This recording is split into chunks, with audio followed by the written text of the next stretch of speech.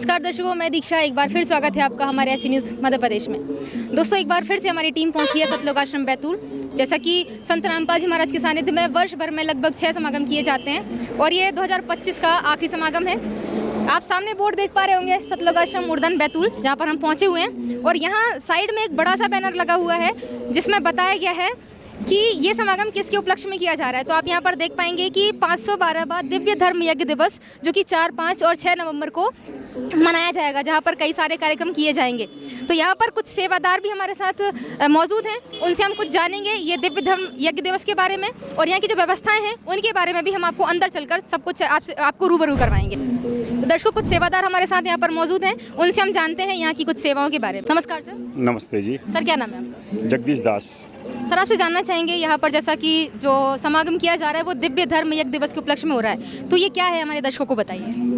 क्या है जी, आज से 512 वर्ष पूर्व हमारे कबीर परमात्मा जी जुलाहे के रूप में उन्होंने जो भूमिका निभाई थी, राजा बादशाह दिल्ली का था, उसका जो पीर था, धर्म गुरु था, उसने झूठी चिट्ठी पूरे देश में लिख कर फैला दिया था कि कबीर साहब भंडारा कर रहे हैं और उसमें एक एक मोहर देंगे सोने की और एक एक दोहर देंगे। तो क्या है, जब झूठी चिट्ठी उस भंडारे की पूरे देश में उसने फैला दिया खबर, तो कबीर परमात्मा जी, वो तो पूर्ण परमात्मा जी थे, उन्होंने काशी शहर में इस विशाल भंडारा को मतलब किया और उसी से आज भी मतलब उसका ही एक रूप है कि वहाँ 512 वर्ष के पूर्व जो भंडारा किया था वो आज भी वैसी अनुरूप में ये भंडारा चल रहा है। सर, यहाँ की जो व्यवस्था है, जैसा हम देखते हैं कई सारे लोग यहाँ पर आते हैं, तो उनके रहने की, उनके वाहन की, ये मतलब जो सारी व्यवस्थाएं हैं वो किस प्रकार से संचालित की जाती हैं? क्या है जी, यहाँ पर हमारे जो संत रामपाल जी महाराज धर्मगुरु हैं, उनका जो सिस्टम है, उनके बताए अनुसार ही यहाँ पर सारा सिस्टम चल रहा है। जैसे पार्किंग सेवा है, जलनाम सेवा है, चायराम सेवा है, सिक्योरिटी सेवा है।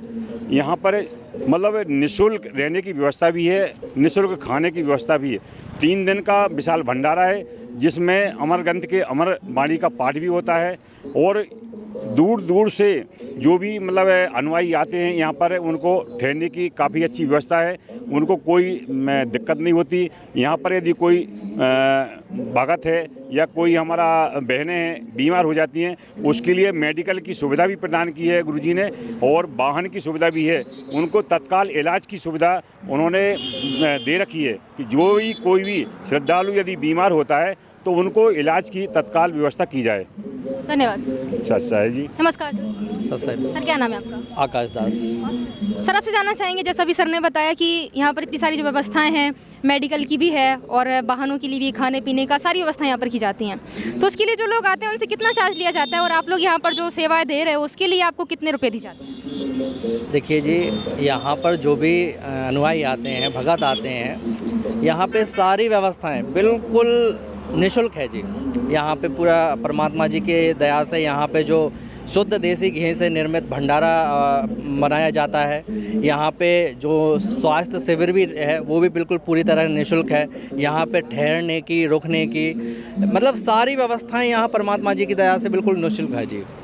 यहाँ पे किसी भी अनुयायी से किसी प्रकार का कोई चार्ज नहीं लिया जाता, कोई शुल्क नहीं लिया जा सकता। परमात्मा जी की विशेष दया से पूरा निःशुल्क रहता है जी। और रही बात सेवादारों को कितना मिलता है, यहाँ पे तो देखिए सभी भगत, सभी अनुयायी, सभी सेवादार सेवा भाव से आते हैं और सेवा का क्या कहें, सेवा से तो परमात्मा वो सब कुछ देता है। सेवा करने से परमात्मा आर्थिक रूप से, शारीरिक रूप से, सभी तरह से हमें लाभ देते हैं। तो परमात्मा के दरबार में कोई कमी थोड़ी ना है, लेकिन ये है कि परमात्मा जी का ज्ञान ऐसा है कि यहाँ पे जो अनुयायी आते हैं उनको भी हर तरह से लाभ मिलता है, सभी सेवादारों को भी लाभ मिलता है। और इस विशाल भंडारे में आके हम अगर सेवा करें तो ये तो बहुत अच्छी बात है हमारे लिए। परमात्मा जी बताते हैं सत्संगों में कि कल्पे कारण कौन है, कर सेवा निष्काम और मन इच्छा फल दूंगा, पड़े मेरे से काम। तो परमात्मा जी बताते हैं कि बेटा निष्काम भाव से आप सेवा करते रहो और जब समय आएगा ना तो जो आपको ज़रूरत पड़ेगी वो परमात्मा स्वयं कर देंगे उस समय। बहुत बहुत धन्यवाद। नमस्कार सर। सत साहिब जी। सर क्या नाम है आपका? दीपक दास। अच्छा सर, आश्रम मतलब हाईवे पर है और सभी की सेवाएं लगभग अंदर लगी हुई हैं, लेकिन आप लोग मेन रोड पर खड़े हुए हैं। यहाँ पर आप लोग क्या सेवाएं देख रहे हैं? देखिए, यहाँ पे सबसे पहले तो दास आपको बताना चाहता है, जगत गुरु तत्वदर्शी संत रामपाल जी महाराज जी के सानिध्य में विशाल भंडारा चल रहा है, दिव्य धर्म यज्ञ मनाया जा रहा है और इसमें जो है निःशुल्क भंडारा होगा, देहदान शिविर लगाया जाएगा, रक्तदान शिविर लगाया जाएगा, इसके अलावा दहेज मुक्त विवाह कराए जाएंगे और लड्डू जलेबी का निःशुल्क भंडारा रहेगा। तो यहाँ पे जो सेवाएं लगाई जाती हैं, गुरुदेव जी के आदेश अनुसार सभी सेवादारों की सेवाएं लगाई जाती हैं। तो जैसे आप यहाँ से, जैसे ये पार्किंग सेवा है, यहाँ पे जो वाहन आते हैं इनको पार्किंग में लगाने की सेवा होती है। फिर इसके बाद जब यहाँ से पार्किंग में लगा के जो संगत होती है, संत रामपाल जी महाराज जी के अनुयायी हैं, वो अंदर की ओर जाते हैं तो फिर जूता घर आपको देखने को मिलेगा। जूता घर में जूता घर के सेवा होती है, वहाँ पे सभी के जूते जमा कराए जाते हैं। इसके बाद हम आगे चलेंगे तो गेट से अंदर जाते ही विशाल भंडारा चल रहा है, ये अपना प्रदर्शनी लगाई गई हुई है। तो प्रदर्शनी में परमात्मा जी का चित्रण किया हुआ है कि आज से 512 वर्ष पहले परमात्मा जी ने क्या लीला की थी, कबीर साहब ने क्या लीला की थी। 512 वर्ष पहले एक शेख तकी नाम का नकली गुरु हुआ करता था, जो कबीर परमात्मा जी से, कबीर साहिब जी से ईर्ष्या रखता था, क्योंकि कबीर साहिब ऐसे ही बड़े बड़े चमत्कार किया करते हैं और ये नकली गुरु था। तो ये ईर्ष्यावश इसने एक बार क्या किया, झूठी चिट्ठी पूरे विश्व में बंटवा दी कि विशाल भंडारा कबीर साहिब करवा रहे हैं और उसमें सबको सोने की मोहर और दोहर दिया जाएगा और भी बहुत सारी चीज़ें मतलब दी जाएंगी उसमें। तो पूरा मतलब विश्व उमड़ के आया था। 18 लाख लोगों को निःशुल्क भंडारा कबीर साहिब ने करवाया था, जो सतलोक से पूरा चल के आया था। उसके उपलक्ष्य में ये दिव्य धर्म यज्ञ मनाया जाता है और यहाँ पे ये सेवाएं करवाई जाती है। और भी भंडारे में सेवा चल रही है, आपकी सिक्योरिटी की सेवा चल रही है, बहुत सारी सेवा गुरु जी के आदेश अनुसार सारी सेवाएं चलती हैं। धन्यवाद। तो दर्शकों, जैसा आपने यहाँ पर सुना, इन्होंने बताया कि जो दिव्य धर्म यज्ञ दिवस है वो लगभग 500 साल पहले एक भंडारा करवाया गया था कबीर साहिब जी के द्वारा, उसके उपलक्ष्य में ये मनाया जा रहा है। और यहाँ की इन्होंने सेवाओं के बारे में बताया कि जो भी सेवा यहाँ पर चल रही हैं, जो लोग यहाँ पर आ रहे हैं, उनके लिए सभी जो सेवाएं हैं वो एकदम निःशुल्क हैं। और भी हम अंदर जाकर देखते हैं क्या क्या सेवाएं हैं, उनके बारे में आपको जानकारी देंगे। तो दर्शकों, अभी हम मुख्य गेट पर खड़े हुए हैं। आप देख पा रहे हैं कितना अच्छे तरीके से इसको डेकोरेट किया गया है, सतलोक आश्रम उर्दन बैतूल। और आप सामने भी देख रहे होंगे कि चूँकि मौसम तो सर्दी का आ चुका है, लेकिन उसके बाद भी बारिश जोरदार हो रही है। सुबह भी बहुत तेज़ बारिश हुई थी, तो उसको ध्यान में रखते हुए यहाँ पर बहुत अच्छी सी व्यवस्था की गई है ताकि जो संगत आ रही है उनको बारिश के कारण कोई असुविधा ना हो। तो आप देख पा रहे हैं कि जो व्यवस्था है कितनी अच्छी है। अगल बगल में सिक्योरिटी की सेवा के लिए सेवादार खड़े हुए हैं, जो बुजुर्ग हैं वो भी यहाँ पर अपनी सेवाएं दे रहे हैं। झंडा लिए, जो हम कहते हैं गार्ड जो होते हैं, उस तरीके से ये लोग अपनी सेवा यहाँ पर दे रहे हैं। और जो मतलब हम कह सकते हैं कि यहाँ पर जो संगत आती है, श्रद्धालु आते हैं, उनकी सुविधाओं का कितना ध्यान यहाँ पर रखा जाता है वो आप यहाँ पर बहुत अच्छे से देख सकते हैं कि बारिश के कारण यहाँ पर किसी को असुविधा ना हो, उसके लिए यहाँ पर पूरा कवरिंग की गई है ऊपर पॉलीथीन से, ताकि अंदर पानी ना आए और जो सेवादार हैं, जो संगत है वो आ रही है, जा रही है, वो भीगे ना। दर्शकों, अभी हम आश्रम के अंदर आ चुके हैं और यहाँ पर शुरुआत होती है जूता घर से, क्योंकि जब अंदर जाते हैं तो सबसे पहले जो श्रद्धालु इनके जूते चप्पल यहाँ पर जमा कराए जाते हैं। जैसा आप यहाँ पर देख सकते हैं, बोर्ड लगा है, कृपया जूते चप्पल यहाँ उतारें। तो आप देख रहे हैं इतने सारे थैले यहाँ पर टंगे हुए हैं और जितने भी श्रद्धालु आते हैं उनके जूते चप्पल यहाँ पर जमा कराए जाते हैं। उसके बाद वो लोग अंदर एंटर करते हैं। आप देख रहे हैं यहाँ पर कतार लगी हुई है, जो सेवादार बैठे हुए हैं अपनी सेवाएं देने के लिए कि जो भी श्रद्धालु यहाँ पर आएंगे उनके जूता चप्पल वो लोग यहाँ पर जमा करेंगे। साथ में इन्होंने कपड़ा भी रखा हुआ है, ये किस लिए है थोड़ा इनसे जानकारी प्राप्त करते हैं। नमस्कार सर। सर जी नमस्ते। सर क्या नाम है आपका? सुमर दास। सर यहाँ पर हम देख रहे हैं इतने सारे भगत बैठे हुए हैं जूता चप्पल इकट्ठा करने के लिए। आप लोगों ने एक कपड़ा भी साथ में ले रखा है, ये किस लिए है? जी मैम, ये जूते चप्पल संत रामपाल जी महाराज का आदेश है जो कि जूते चप्पल गंदे तो साफ करके हमारे कर्म साफ होंगे, इसलिए जूता साफ करने के लिए कपड़े लेकर रखे हैं। अच्छा, मतलब उनको भी आप ही साफ करके रखते जी बिल्कुल, हमें रखते हैं। मतलब दूसरे लोगों के जूते चप्पल वो पता नहीं कहाँ से आ रहे हैं, उनको आप क्यों साफ करते हैं? वो लोग खुद करके दे सकते हैं। जी बिल्कुल, वो क्यों देंगे, हमको हमारे कर्म कटवाने हैं, जो हमारे साफ करेंगे तो हमारे कर्म कटेंगे जी। और ये जो इस तरह की संत रामपाल जी महाराज ने एक दिन में कम से कम 7-8 लाख 10 लाख के बीच में जो जूते कर रहे हैं, वहाँ पे एक दिन में जूता बेचता है मैम। अच्छा सर, ये आप जो प्रक्रिया है वो क्या होती है जूते जमा कराने की, वापस लेने की, क्या है ये बताइए। प्रक्रिया ये है कि जूता चप्पल किसी गुम नहीं हो, किसी प्रकार नुकसान नहीं हो, और आने जाने वाले के लिए जूता चप्पल असुविधा नहीं हो, इसलिए व्यवस्थित तरीके से उनको रखते हैं, व्यवस्थित तरीके से उनको वापस देते हैं। उनको टोकन दिया जाता है, टोकन के बाद में वापस हम टोकन रिटर्न करते हैं, उसके बाद में हम उनको वापस जूते चप्पल दे देते हैं उनको। सर आप लोगों को ये जो काम आप लोग करते हो, जूते चप्पल रखते हो सबके, फिर उनको वापस देते हो, आपका भी बहुत टाइम जाता होगा, परेशान भी होते होंगे आप, तो इसके लिए आपको कितने रुपए दिए जाते हैं? मैम इसके लिए निःशुल्क सेवा कर रखी परमात्मा ने, संत रामपाल जी महाराज ने, इसके लिए कोई चार्ज नहीं है। लेकिन आप 3-3 दिन अपना घर छोड़कर आते हो, 3 दिन समागम चलता है और आप पहले से भी आ गए होंगे, तो आप अपना काम छोड़कर यहाँ आ रहे हैं, फ्री में अपनी सेवा दे रहे हैं।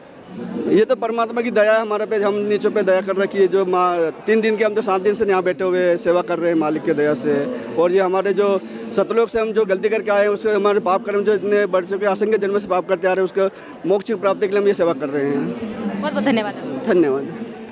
दर्शकों, यहाँ पर आपने सुना कि इनका जो सेवा भाव है, मतलब उनका कहना है कि हम ये सेवा कर रहे हैं, कोई पैसे नहीं चाहिए, बस हमें अपने कर्म कटाने हैं ताकि हम वापस अपने सतलोक जा सके। जो इन्होंने बताया कि सतलोक में ये कोई गलती करके आए हैं और वापस इन्हें वहाँ जाना है, इसलिए अपने कर्म बना रहे हैं और सतलोक वापस जाएंगे। चलिए और आगे चलते हैं और जानते हैं क्या व्यवस्थाएँ हैं, उन लोगों के इस बारे में और क्या विचार है।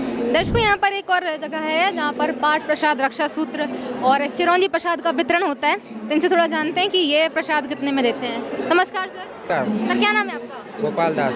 सर यहाँ पर देख रहे हैं चिरौंजी प्रसाद और ये रक्षा सूत्र दिए जाते हैं, तो ये कितने रुपए में देते हैं? निःशुल्क है गुरु जी की दया से।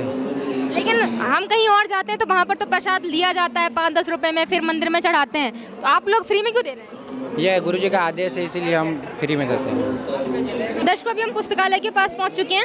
आप यहाँ पर देख सकते हैं कि संत रामपाल जी महाराज जी कई सारे यहाँ पर फोटोज़ आपको देखने को मिलेंगे और कुछ ये फ़ोटोज़ हैं जिनमें संत रामपाल जी महाराज जी का ज्ञान बताया गया है चित्रों के माध्यम से। जैसे आप देख रहे हैं, ज्योति निरंजन काल ब्रह्म के लोक 21 ब्रह्मांड का ये एक लघु चित्र है, ये एक ब्रह्मांड का ही लघु चित्र है। और यहाँ पर आप देख रहे हैं ये परमेश्वर कबीर साहब जी के असंख्य ब्रह्मांडों का लघु चित्र है। मतलब ये चित्रों के माध्यम से भी संत रामपाल जी महाराज जी जो ज्ञान बताते हैं उसको यहाँ पर चित्रित किया गया है, ताकि इसे देखकर आसानी से और कम समय में ज्ञान को समझा जा सके। आगे आप देख रहे हैं कई सारे यहाँ पर फोटोज़ रखे हैं, साथ में एक कैलेंडर भी रखा हुआ है। ये 2026 का ये कैलेंडर है, जैसे संत रामपाल जी महाराज के सानिध्य में जो समागम होते हैं तो उनकी भी यहाँ पर जानकारी है और पूरा मतलब कैलेंडर यहाँ पर 2026 का बनाकर भक्तों को दिया जाता है। आगे हम आएंगे तो कुछ सामग्री जो भक्तात्माएं यूज़ करते हैं डेली के लिए, जैसे यहाँ पर आप देखेंगे लॉकेट्स हैं, फ़ोटो है, माला है और ये काउंटर जैसे कि आप देखते हैं डिजिटल काउंटर। अगर हम डिजिटल इंडिया की बात करें तो वहाँ पर संत रामपाल जी महाराज जो भक्ति विधि बताते हैं, उनका कहना है कि कोई हमें बैठकर भक्ति नहीं करनी, उसके लिए यहाँ पर ये काउंटर भी दिए जाते हैं। आगे हम बढ़ेंगे तो संत रामपाल जी महाराज जी की कई सारे फ़ोटोज़ यहाँ पर आपको देखने को मिलेंगे। चरण पादुका, जो चरणों की जो फ़ोटो है संत रामपाल जी महाराज जी की, वो भी आप यहाँ पर देखेंगे। और सामने कई सारे फ़ोटोज़ रखे हुए हैं। इस तरफ अगर हम आते हैं तो यहाँ भी सेम व्यवस्था है, कई सारी जो सामग्री वहाँ पर हमने देखी थी, लॉकेट, काउंटर वगैरह। और साथ में चूँकि पुस्तकालय है तो पुस्तकों का यहाँ पर भंडार ही है, कई सारी पुस्तकें यहाँ पर रखी हुई हैं अलग अलग प्रकार की। गीता है, मुक्ति बोध है, अवतार ये पुस्तक है, ज्ञान गंगा, यहाँ पर कई सारी लैंग्वेजेस में पुस्तकें हैं। जैसा कि यहाँ पर बताया जाता है कि लगभग 13 राज्यों से यहाँ पर संगत आती है, तो अलग अलग लैंग्वेज जो लोग बोलते हैं उनके लिए भी मतलब वो भी संत रामपाल जी महाराज के ज्ञान को आसानी से समझ सकें, इसलिए हिंदी के अलावा इंग्लिश और अदर जो भारत में बोली जाने वाली लैंग्वेजेस हैं, बंगाली है, उड़िया है, तेलुगु, ये सारी लैंग्वेज में भी संत रामपाल जी महाराज जी की पुस्तकें अवेलेबल है। सामने ही आप यहाँ पर देख रहे हैं कि कितना अच्छे से इसको डेकोरेट किया गया है और पुस्तकें यहाँ पर रखी हुई हैं।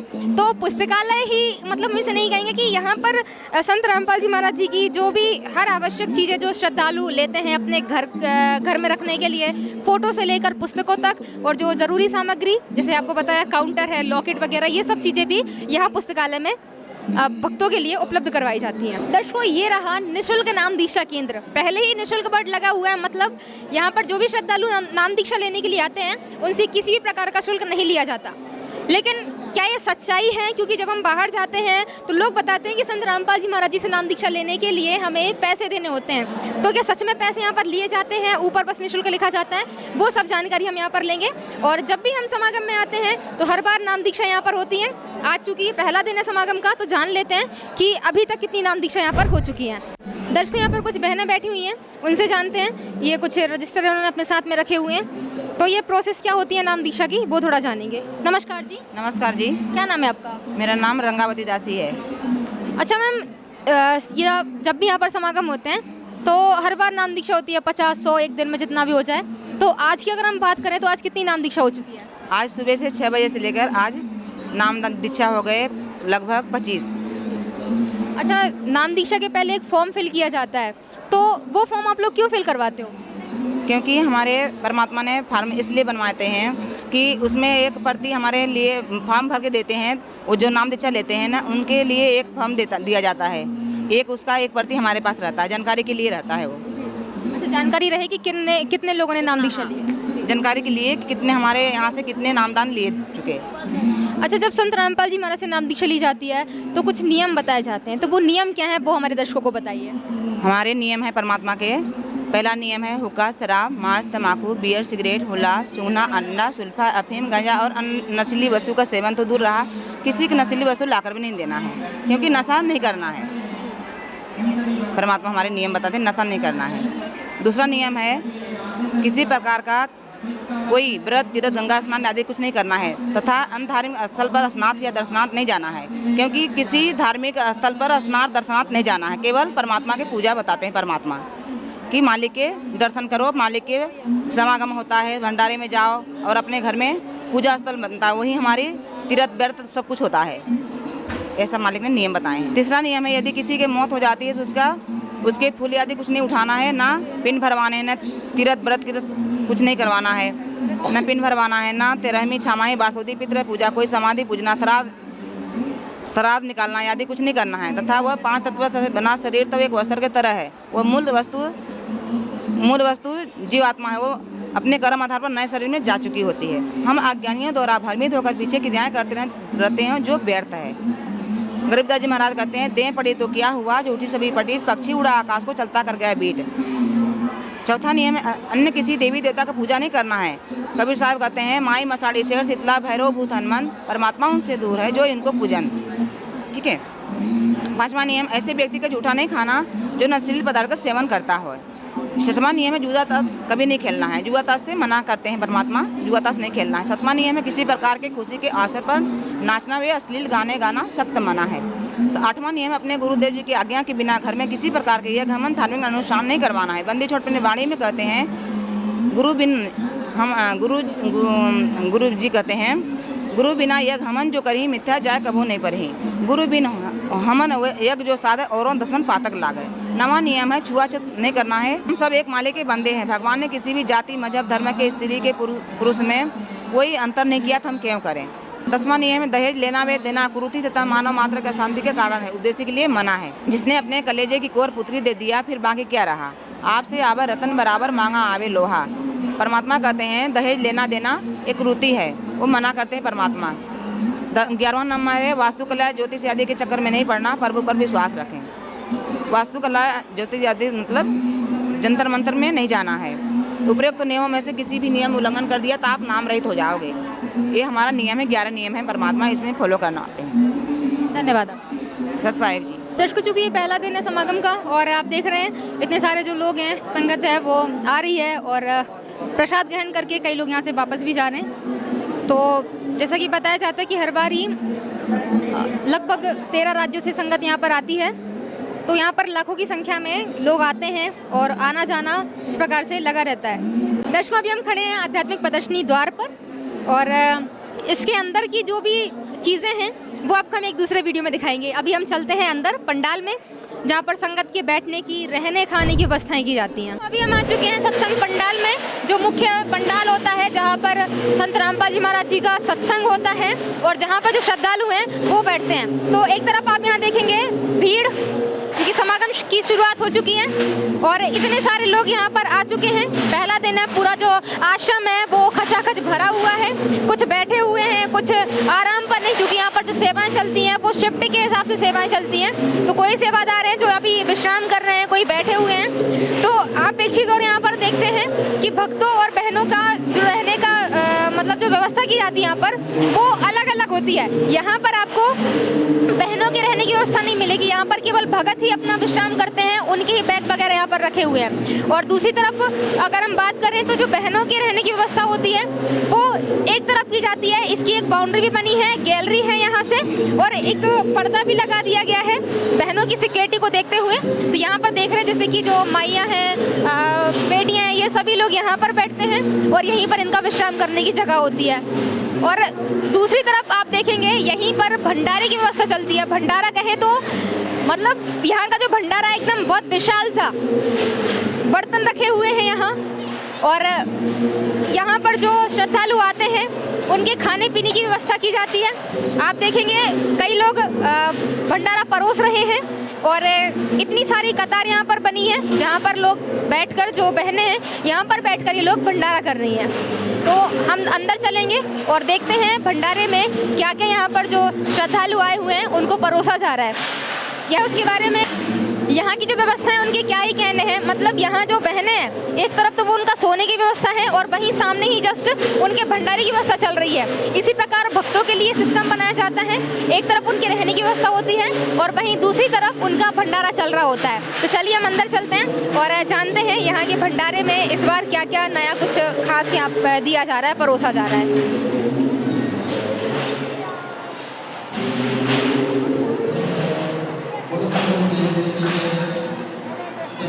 भंडारे घर की पूरी प्रक्रिया अगर आपको समझाई जाए तो हम शुरुआत करते हैं। यहाँ पर बर्तन रखे हुए हैं बड़े बड़े कंटेनर्स में, थालियाँ कई सारी हैं, छोटे छोटे बच्चे आप देख रहे हैं, उनका सेवा भाव, बर्तन धुलकर यहाँ पर आ रहे हैं और उनको यहाँ पर शिफ्ट किया जा रहा है। और यहाँ ये जो बहनें हैं ये खड़ी हैं अपने हाथ में थाली और गिलास लिए। जो लोग यहाँ पर आ रहे हैं भंडारा करने के लिए उनको थाली दी जा रही है, एक है जो गिलास देती हैं, आगे खड़ी हुई है ये बहन चम्मचें देती हैं। मतलब इस तरीके से पूरा सिस्टम चल रहा है। और ऐसा नहीं है कि केवल जो जवान लोग हैं वही सेवा कर रहे हो, ये बुजुर्ग महिलाएं हैं जो चम्मच लिए खड़ी हैं, अपनी सेवा यहाँ पर दे रही हैं। तो यहाँ जो संत रामपाल जी महाराज जी के फॉलोवर्स का सेवा भाव देखने को मिलता है, अजब गजब का होता है। यहाँ पर देख रहे हैं इतनी सारी लाइन लगी हुई है और हर जगह पर सेवादार खड़े हुए हैं कि जो भी यहाँ पर भंडारा करने के लिए आते हैं श्रद्धालु, उनको थालियाँ, चम्मच, गिलास, जो भी उनकी ज़रूरतें हैं वो यहाँ पर दी जाती हैं। दर्शकों, सबसे पहले जान लेते हैं, हम अभी खड़े हैं काउंटर पर जहां से पूरी व्यवस्थाएं चल रही हैं, जो भी भंडारे में सामग्री है वो यहाँ पर वितरित की जा रही है। तो यहाँ पर देख लेते हैं कि क्या क्या सामग्री है जो श्रद्धालुओं को परोसी जा रही है। तो यहाँ पर देख रहे हैं कई सारी बकेट्स रखी हुई हैं, इनमें अलग अलग प्रकार के व्यंजन मिलेंगे, जिसमें यहाँ पर ये रोटियाँ रखी हुई हैं। आगे आप देखते हैं ज़रा, इसमें भी रोटियाँ हैं और इसके अंदर पूड़ी रखी हुई हैं। आगे इसमें आप देख रहे हैं जलेबी रखी हुई है। मतलब यहाँ पर अलग अलग प्रकार के व्यंजन जो श्रद्धालुओं को परोसे जाते हैं। इसमें आप देख रहे हैं जैसे कि लड्डू रखे हैं, तो अलग अलग जो व्यंजन हैं वो श्रद्धालुओं को परोसे जाते हैं। मिष्ठान के रूप में लड्डू और जलेबी यहाँ पर है और बाकी पूड़ी है और रोटियाँ हैं। यहाँ पर आप देखेंगे इसमें सब्जी, ये दाल रखी हुई है और आगे आप देखेंगे, मतलब काउंटर भी आप देखें पूरा इतने सारे जो भंडार हैं वो बना कर रखा हुआ है। इसके अंदर हम देखेंगे तो चावल यहाँ पर रखे हैं और जो सलाद के रूप में कहें प्याज, मिर्ची, इवन यहाँ पर चीनी भी दी जाती है, नमक, काला नमक भी है और वाइट वाला नमक भी है। तो जो चीज़ें मतलब हम घर पर भी इतने अच्छे से नहीं खाते हैं वो सब चीज़ें यहाँ भंडारे में उपलब्ध करवाई जाती हैं। जैसा कि लाखों की तादाद में लोग यहाँ आते हैं, लेकिन फिर भी जो व्यवस्थाएँ हैं वो बहुत ही सुचारू रूप से चलती हैं। आखिर ये व्यवस्थाएँ किस प्रकार से मैनेज की जाती हैं, यहाँ पर जो मौजूद श्रद्धालु हैं उनसे हम उनके विचार जानेंगे। दर्शकों, अभी हम भक्तों की तरफ आ चुके हैं और यहाँ भी सेम तरीके से पूरा काउंटर सजा हुआ है। जो सेवादार भगत हैं वो खड़े हुए हैं और और अपनी सेवा यहाँ पर दे रहे हैं। जानते हैं कि क्या जो सामग्री जो प्रसाद वितरण किया जा रहा है वो बहनों की तरफ और भक्तों की तरफ सेम ही है या कुछ अलग यहाँ पर देखा जाता है। यहाँ कुछ सेवादार हमारे साथ जुड़े हुए हैं, उनके हम विचार जानते हैं। नमस्कार सर। सत्साई जी। सर क्या नाम है आपका? जगदीश दास बदनौर से। जगदीश जी हमें बताइए, यहाँ पर जो भक्त आ रहे हैं भंडारा करने के लिए, उनके लिए क्या क्या सामग्री यहाँ पर परोसी जा रही है? देखो बहन जी, यहाँ पे सामग्री हमारे सदगुरुदेव जी के दिव्य धर्म यज्ञ के सामर्थ्य में ये समागम रखा गया है। हमारे सदगुरुदेव जी के आदेश अनुसार हम भगत भाई मिल के यहाँ सामग्री, देखो इसमें पतीले में फुलके राम है, दूसरे पतीला में दाल राम है, तीसरे पतीले में बाल्टी में सब्जी राम भरी हुई है, इधर इस बाल्टी में लड्डू राम रखे हुए हैं, इस बाल्टी में जलेबी राम रखी हुई है और आगे की बाल्टी में जलेबी राम है और इस बाल्टी में चावल राम है। ऐसा कई प्रकार के भोजन की व्यवस्था हमारे सदगुरुदेव जी ने कतार के कतार जो भी संगत आती है उसको कहीं भी किसी प्रकार का ये नहीं महसूस होना चाहिए कि हमें भोजन किस प्रकार से यहाँ जिमा जा रहे हैं। तो हमारे सदगुरुदेव जी के आदेश अनुसार हम जो भी सेवा निस्भाव से करते हैं। सत्साई। धन्यवाद सर। दर्शकों ये तो हुई भंडारे की बात, इन्होंने बता दिया। बाकी यहाँ पर सलाद के रूप में भी जैसे प्याज रखी हुई है और मिर्च भी है, नींबू भी यहाँ पर रखा है, चीनी भी यहाँ पर दी जा रही है। मतलब A to Z जो हम घर पर सामग्री यूज़ करते हैं भंडारा करते समय, वो सब चीज़ें यहाँ पर जो श्रद्धालु आए हैं उनको उपलब्ध करवाई जा रही हैं। और सेवादारों को जो यहाँ पर भाव देखा जाता है, मतलब इतना समर्पण भाव हम कहीं और नहीं देखते। इतनी श्रद्धा के साथ ये लोग अपनी सेवाएं देते हैं और जो श्रद्धालु यहाँ पर भोजन भंडारा पाते हैं उन्हें भी कोई असुविधा ना हो, उस चीज़ का भी यहाँ पर पूरा ध्यान रखा जाता है। दर्शकों यहाँ पर टेबल लगाई गई है अलग से, कुछ लोग यहाँ पर बैठकर खाना खा रहे हैं। तो ये व्यवस्थाएं किसके लिए हैं? यहाँ पर कुछ सेवादार, ये भगत जी हमारे साथ जुड़े हैं, उनसे हम थोड़ा सा जानेंगे। नमस्कार सर। सच्चा है। क्या नाम है आपका? राजेश दास। अच्छा सर, हम यहाँ पर देख रहे हैं कि और जो संगत है वो लोग तो नीचे जो फट्टियाँ बिछाई गई उन पर बैठकर खाना खा रहे हैं, लेकिन यहाँ कुछ टेबल लगी है जिन पर बैठकर ये 2-3 लोग बैठे हुए हैं, खाना खा रहे हैं। तो क्या ये VIP लोगों के लिए सिस्टम है या कुछ और है? नहीं, VIP लोगों के लिए नहीं है, ये जो हमारे बुजुर्ग विकलांग भाई होते हैं ना, उनके लिए ये टेबल लगाई हुई है, क्योंकि उनके लिए वहाँ पे बैठने के लिए थोड़ी तकलीफ आती है, इसलिए ये बनाई हुई है। तो हम दर्शकों जैसे इन्होंने बताया, ये कोई VIP सिस्टम नहीं है। यहाँ पर जो लोग जो विकलांग हैं, जो बुजुर्ग हैं, जिनको नीचे बैठने में असुविधा होती है, उनके लिए यहाँ पर टेबल लगाई गई है ताकि वो आराम से बैठकर अपना भंडारा कर सकें। अभी हम थोड़ा कतारों की तरफ देखें जहाँ पर लोग भंडारा कर रहे हैं, तो कितने सारे श्रद्धालु हैं जो यहाँ पर एक लाइन में बैठकर और बड़ी शांतिपूर्वक तरीके से भंडारा कर रहे हैं। और जो परोसने वाले जो भक्त आत्माएं हैं वो भी अच्छे से अपना जो अनुशासन दिखाते हुए, शालीनता दिखाते हुए भंडारा परोस रहे हैं। कोई जल्दबाजी नहीं, आराम से सभी को यहाँ पर भंडारा परोसा जा रहा है। दर्शकों अभी हम पहुंच चुके हैं दरबार साहिब के पास, जो मुख्य आकर्षण का केंद्र होता है, जहां पर सबसे पहले जो श्रद्धालु जैसे ही आश्रम में एंटर करते हैं तो पहले यहां पर अपने गुरु संत रामपाल जी महाराज जी को प्रणाम करने के लिए आते हैं। तो हम थोड़ा अंदर चलेंगे और आप यहां पर जैसा कि देख पा रहे होंगे, संत रामपाल जी महाराज जी के कई सारे यहाँ पर फोटोज रखे हुए हैं और नीचे गद्दे बिछे हुए हैं। और जो श्रद्धालु आ रहे हैं वो सबसे पहले आकर यहाँ पर अपने गुरु जी को प्रणाम कर रहे हैं। और आप यहाँ का पूरा डेकोरेशन अगर देखेंगे तो कितना अच्छे तरीके से इसको पूरा सजाया गया है। ऊपर जो मेन है संत रामपाल जी महाराज जी का फोटो जहाँ पर लगा हुआ है मेन स्टेज पर, पूर्ण ब्रह्म के नाम से संत रामपाल जी महाराज जी को जो उनके श्रद्धालु हैं, जो अनुयायी हैं, वो मानते हैं कि संत रामपाल जी महाराज जी कबीर साहिब का ही अवतार हैं और वो पूर्ण ब्रह्म है। तो चूँकि ये जो दिव्य धर्म यज्ञ दिवस मनाया जा रहा है, उसके उपलक्ष्य में आप देख रहे हैं डेकोरेशन जो किया गया है। ऊपर भी जो 2D एनिमेशन के थ्रू जो वीडियोस थे उनके कटआउट्स यहाँ पर लगाए गए हैं। सामने आप देख पा रहे होंगे कुछ बैल खड़े हुए हैं जिनमें भंडारा रखा हुआ है बैलों के ऊपर लाद के, और एक बंजारा है जिनके सानिध्य में ये सभी लोग पूरा भंडारा लेकर के आ रहे हैं। ये जो सारी कहानी है वो किस प्रकार से ये भंडारा चालू हुआ था, क्या घटना थी, वो भी हम यहाँ पर जो श्रद्धालु हैं उनसे उसके बारे में पूरा विस्तार से जानेंगे। तो दूसरी तरफ जैसा कि हम देखते हैं जब भी समागम यहाँ पर होता है तो संत रामपाल जी महाराज जी के सानिध्य में उनके मुखारबिंद से संत गरीबदास जी महाराज की जी वाणी का 3 दिवसीय अखंड पाठ यहाँ पर किया जाता है। यहाँ संत रामपाल जी महाराज की जो मुखारबिंद से वाणी चल रही है और पूरा यहाँ पर आप देख सकते हैं पाठ यहाँ पर चलाया जा रहा है। पूरी व्यवस्था यहाँ पर की गई है। जो अमरगंज साहिब एक जो मोटा सा जो ग्रंथ होता है उसका यहाँ पर पाठ किया जाता है। तो आप देख रहे हैं कितने अच्छे तरीके से मतलब जो सेवादार है उनके अंदर सेवा का भाव हमें देखने को मिलता है। चबर सेवा यहाँ पर चल रही है। तो मतलब ये जो श्रद्धालु होते हैं उनके लिए एक मुख्य आकर्षण का केंद्र होता है। बहुत अच्छा यहाँ पर सजाया जाता है और साफ सफाई का भी यहाँ पर पूरा ध्यान रखा जाता है। कुछ सेवादार भी यहाँ पर मौजूद हैं जिनकी सेवा यहाँ लगाई जाती हैं। पूरी पाठ सेवा को ये लोग यहाँ पर बैठ करके यहाँ पर पूरा देखते हैं। दर्शकों, यहाँ पर 2 बहनें बैठी हुई हैं, कुछ रजिस्टर इनके साथ में है। क्या यहाँ पर सेवा ये लोग कर रहे हैं और यहाँ के पाठ की सेवा कैसे चलती है उसके बारे में हम थोड़ा सा जानेंगे। नमस्कार जी। सत साहिब। क्या नाम है आपका? स्वाति दासी। अच्छा स्वाति जी, हमें बताइए यहाँ पर पाठ की सेवा चल रही है और आप लोग बाहर बैठे हैं, रजिस्टर आप मेंटेन कर रहे हैं, ये किस चीज़ के लिए है? यहाँ पर संत गरीबदास जी महाराज जी की अमृतमयी वाणी का 3 दिवसीय अखंड पाठ चल रहा है। तो उसका पाठ पढ़ने के लिए जो भी संत रामपाल जी महाराज जी के अनुयायी आ रहे हैं उनकी परीक्षाएं ली जा रही है यहाँ पे, जिससे वो पाठ पढ़ते हैं। अच्छा, मतलब यहाँ पर कोई जिम्मेदार सेवादारों की सेवा लगाई गई है कि केवल वही लोग पाठ पढ़ेंगे या जो भी श्रद्धालु पाठ पढ़ना चाहता है कोई भी पढ़ सकता है? क्या सिस्टम है? जी, ऐसा बिल्कुल नहीं है कि यहाँ जो जिम्मेदार सेवादार है वही इस पाठ को पढ़ता है। यहाँ पे जितने भी अनुयायी संत रामपाल जी महाराज जी के आ रहे हैं और जिन्हें हिंदी पढ़ना आती है वे सभी इस पाठ को पढ़ सकते हैं। और कुछ नियम होते हैं जो हमारे गुरु जी के द्वारा बताए जाते हैं, जैसे किसी भी प्रकार का कोई श्रृंगार नहीं करना है या सोने चांदी के आभूषण नहीं पहनना है। उन मर्यादाओं का पालन जो करता है वे सभी इस पाठ को पढ़ सकते हैं। अच्छा स्वाति जी, एक बात और जानना चाहूँगी, यहाँ पर इतनी सारी जो माइयाँ, कुछ लड़कियाँ, ये सभी लोग बैठे हैं, लाइन किस लिए लगी हुई है?